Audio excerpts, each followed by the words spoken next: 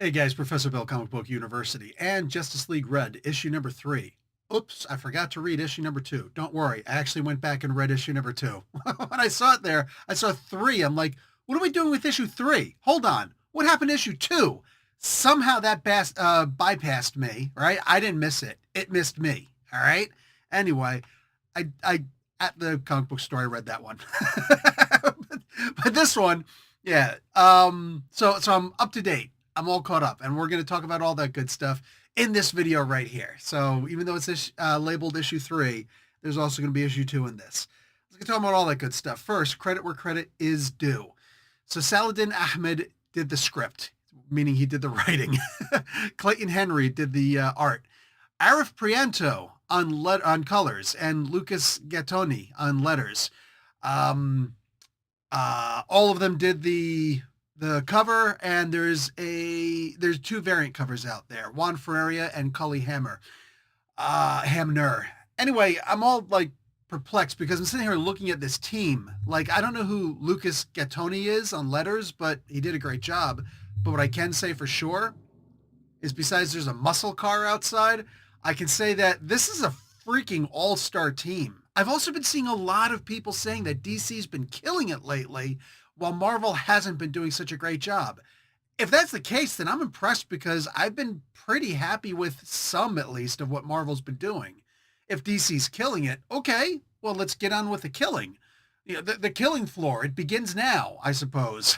This was a really fantastic comic book, and the previous issue also. So Red Tornado is completely digital at this point, right? He has no physical body whatsoever. And because I'm sitting there wondering, like, look, I get Power Girl is really powerful. Can he take her? Maybe. Especially if he's got all the defenses of the Watchtower Red behind him. I'm pretty sure he can handle himself against her, right? Just focus on her inexperience. But whatever, it is what it is. Anyway, he's actually going out of his way to, I don't, maybe it's emotional manipulation, maybe it's not, I don't know, but there's some really weird stuff going on. There's all this red happening, right? Red Canary is in this one. This is my first introduction to Red Canary. I had no idea who this girl was.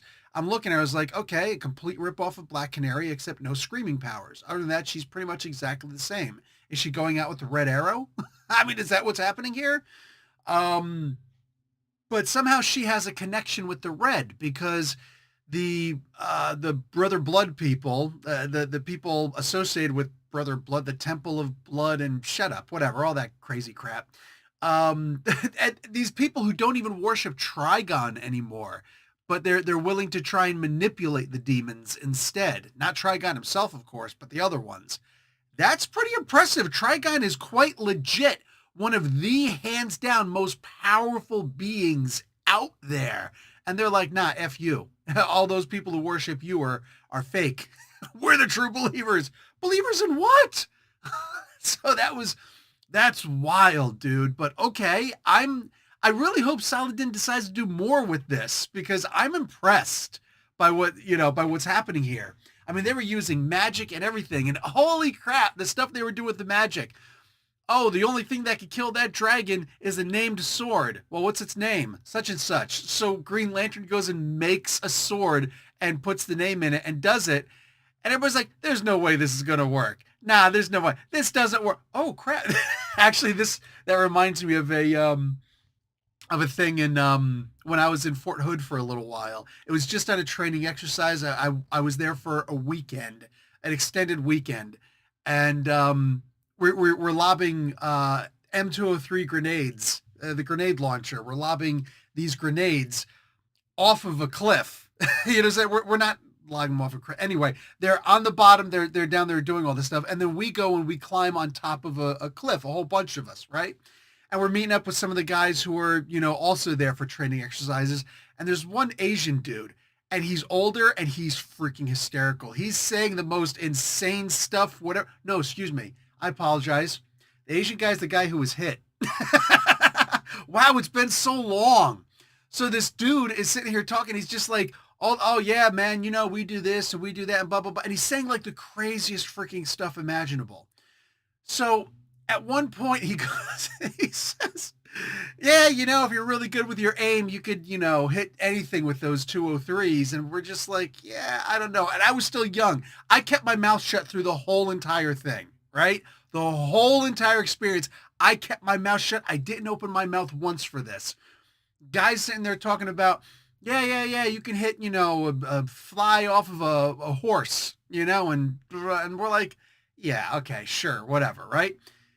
And he's like, you don't believe me? So he's sitting there down looking. He's like, go ahead and pick somebody out from down there. We're on top of this cliff. We're all coming over and we're like edging kind of close. He's standing right on the edge like he's Captain freaking Morgan. And he's staring down there. He's just looking. He's like, pick one, pick one. I don't want to say any names. I think, so there was these twins in my outfit. And it was the twin who was not in charge of my squad. He was of different platoon, so obviously a different squad.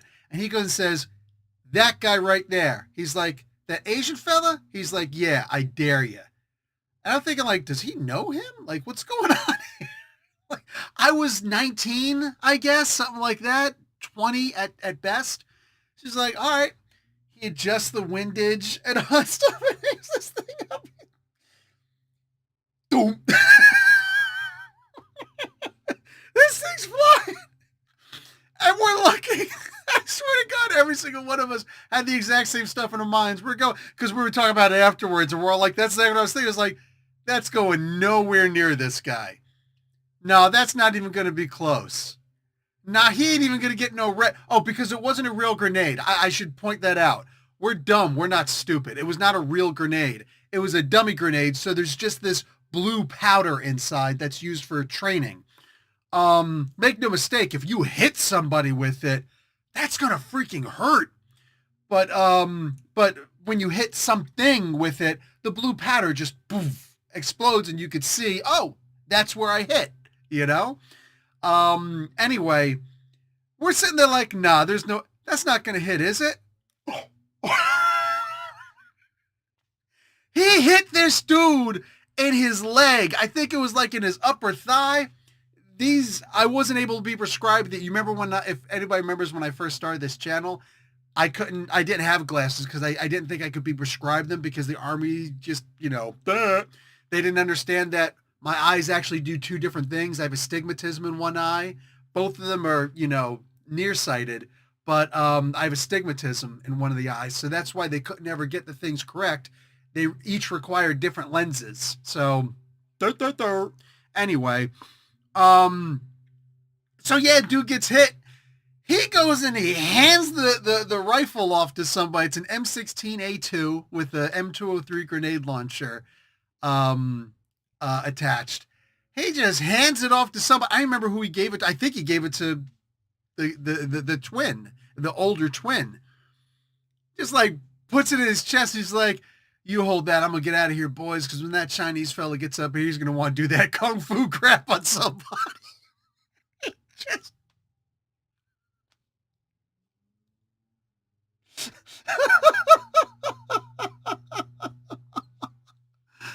Oh, I don't even know how the heck I got onto this. Anyway, so the sword thing worked. And I love the conversation afterwards because they're sitting there talking in the comic book. They're talking about, it's like, yeah, magic doesn't make sense. How does that work? I don't even care. I'll stick with science. That's Cyborg talking to the Arab Green Lantern, right? The Muslim Green Lantern. I think where's he from? Is he like Tunisian? He'd be my homeboy if he's Tunisian. Anyway, whatever. Yeah, I think he was Moroccan, actually. That's the land of the sexy-eyed ladies. How you doing? Anyway, no, seriously, how you doing? So these two are sitting there doing that. Meanwhile, Red Tornado is giving some love to Power Girl, not the way some of you guys would want to give love to Power Girl. I'm still thinking about the Moroccan chicks with the gorgeous eyes. But there's a family channel, all right? Anyway, he goes and he shows her family. Now, this is where it gets really messed up because it's just for a moment and she's not buying it. Of course, she's like, it's like she's doing that Harry Potter thing from the Sorcerer's Stone, the first book, right? Where he's sitting there looking, talking about, oh my God, my parents, and all this stuff, but they're talking back, right? They're talking to her. And it's like, oh, but she's like, okay, I had this. Now let me go and talk to this dude. So she cuts this off, knowing it's going to be very short, that she apparently isn't going to be, maybe won't be able to talk to them again, ever. But she's like, I need to handle some stuff with RT, with Red Tornado first, right? That was a little bit confusing. They kept on saying RT, and I'm like, oh, Red Tornado, duh.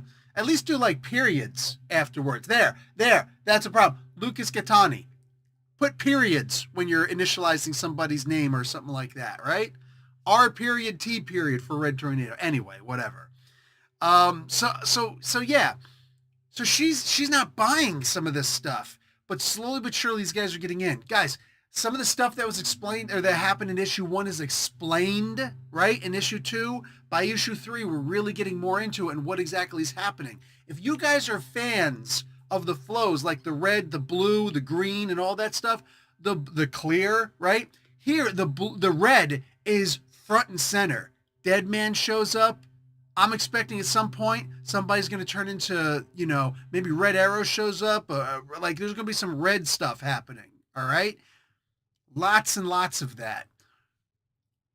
So far, guys, this is a red hot comic book. I'm loving what I'm reading here. This is the idea that, if we tell them what happens, then all of this stuff goes to naught and the universe gets, inundated, and they mentioned the butterfly effect, and all of a sudden Apocalypse takes us over. Interesting. So what's supposed to happen in the next issue? They're going to Kandak, and they're supposed to kill the Black Adam. Nah, ain't nobody killing my boy The Rock. That's not happening. You know it. I know it. Saladin Ahmed knows it. But I'd love to see whatever effery he's about to do in order to make this happen. Last days of summer, so to speak, right? They're blowing leaves. Anyway, this was a freaking fantastic comic book. I am in love with what I'm reading right here. So if in fact DC is completely lit right now, I'm feeling it just with this book alone. If you don't mind, I got some Aquaman to catch up on. Talk to you later. Love, peace, and hair grease. Professor Bill, Comic Book University. Class dismissed.